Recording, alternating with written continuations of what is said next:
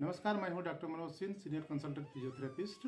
और आज हम बात करते हैं दिव्यांगता के बारे में। दिव्यांगता को हम अंग्रेजी में डिजेबिलिटी कहते हैं।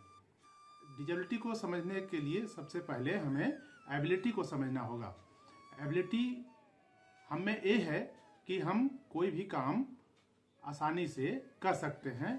मेरी एबिलिटी है कि हम ठीक ढंग से चल पाते हैं, और ये एबिलिटी है कि हम ठीक ढंग से आपकी बातों को समझ पाते हैं। और एबिलिटी ये है कि हम आपकी बातों को सुन रहे हैं और आसपास के चीज़ों को हम आसानी से देख पाते हैं। लेकिन इसमें जरा सा भी कहीं अगर कमी होती है तो हम इसे डिजेबिलिटी के श्रेणी में लाते हैं, जिसे हम दिव्यांगता कहते हैं।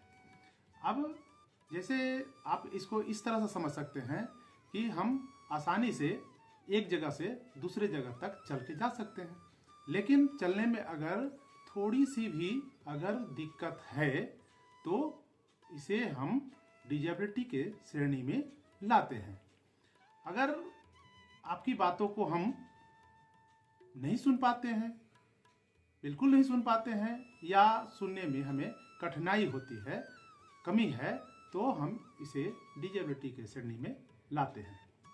इसी तरह से जैसे हम आसपास के चीज़ों को ठीक ढंग से देख पाते हैं, तो अगर हम इसमें देखने में कठिनाई है या बिल्कुल नहीं देख पाते हैं तो इसे हम डिजेबिलिटी की श्रेणी में लाएंगे।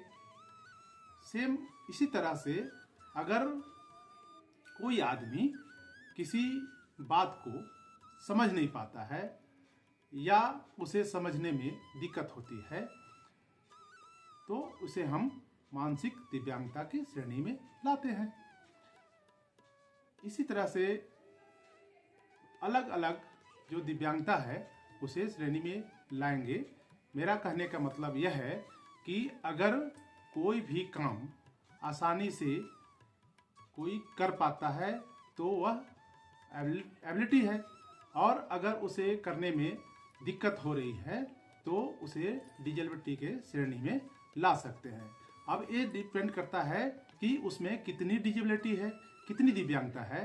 तो इसके लिए एक जांच होता है, और जांच में ये पाया जाता है कि इसमें कितना परसेंट डिजेबिलिटी है, इसमें कितनी प्रतिशत दिव्यांगता है। उसके लिए जो दिव्यांग व्यक्ति है उसे सदर अस्पताल जाना होता है, सिविल सर्जन कार्यालय में उसका रजिस्ट्रेशन होता है, और एक तिथि बताई जाती है कि आपको इस तिथि में जांच के लिए आना है। वहाँ पर उसका जांच होता है।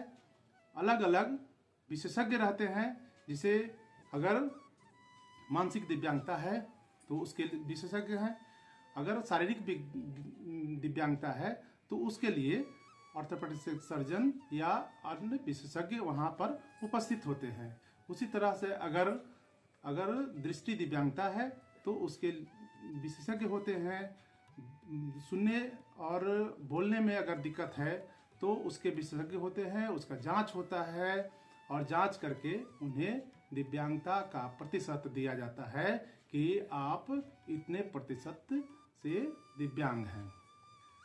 दिव्यांगता प्रमाण पत्र उन्हें 1 माह में लगभग मिल जाता है, और उस दिव्यांगता प्रमाण पत्र के सहारे वो कई सरकारी सुविधाएं पा सकते हैं। आज हर विद्यालय में दिव्यांग बच्चों को पढ़ने के लिए फ्री व्यवस्था है, उसके लिए विशेष व्यवस्था की गई है, और हर ब्लॉक में एक सेंटर बनाया गया है जिसे रिसोर्स सेंटर के नाम से जानते हैं, और वहाँ से पूरे प्रखंड के दिव्यांग बच्चों को सुविधाएं दी जाती है। दिव्यांगता प्रमाण पत्र बनने के बाद दिव्यांग जनों को प्रति माह 1000 रुपये प्रोत्साहन राशि दिया जाता है, जिसे वो पाकर आसानी से अपना जीवन यापन में सहायता प्राप्त करते हैं। इसी तरह से कई योजनाएं हैं जिसके तहत उन्हें सरकारी सहायता प्रदान किया जाता है, जैसे उन्हें व्हीलचेयर, ट्राईसाइकिल, क्रच, सुनने के कान के मशीन या और दूसरे जो ऑपरेटर्स है उन्हें प्रदान किया जाता है, जिसके सहारे वो अपना जीवन आसानी से व्यतीत कर सकते हैं।